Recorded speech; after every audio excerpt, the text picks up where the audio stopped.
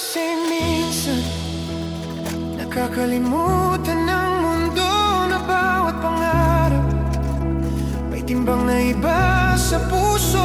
At hindi lahat ng ngiti ay saya. Minsan tawa lang yun para di ka mag-alala. Kaya bago mo sabihing madali lang yan, subukan mong marinig ang kanilang katahimikan. Baka sa pagitan ng bawat